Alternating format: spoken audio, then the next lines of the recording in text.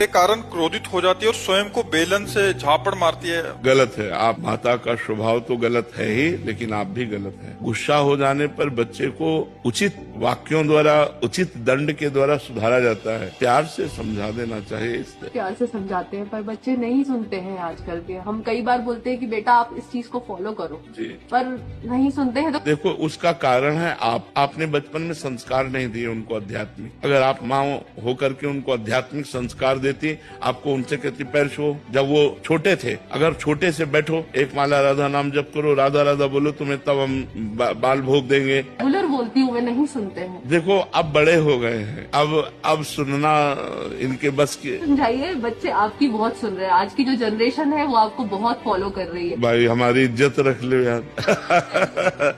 हमारी इज्जत रख लो कि अपने माता पिता के रोज चरण छुओ और माता पिता की आज्ञा का पालन करो। आप इनकी माता जी हैं, आपको चाहिए कि इस तरह का व्यवहार ना करें। माता जी अब बच्चों को मार भी नहीं सकते हैं तो मैं अपने आप को हाथ नहीं, ऐसा उचित नहीं है। नहीं सुनते हैं महाराज। हाँ, अगर वो नहीं सुनते तो भगवान से प्रार्थना कीजिए कि उनको सद्बुद्धि दें और नाम जप कीजिए और इनको दीजिए। जी जी बिल्कुल सिखा रही। मैंने अपने आप को बहुत शांत किया है इन बच्चों के लिए ही। मैं देखो वो कह रहा है, मैं खा जाऊंगा, मुझे दिक्कत नहीं मम्मा को। हाँ, वो ये कह रहा है। देखो वो कह रहा है, मुझे दर्द होता है अगर मैं इनको मारती हूँ तो। हाँ, तो तुम्हें जब मारती हो अपने को तो इसको दर्द होता है।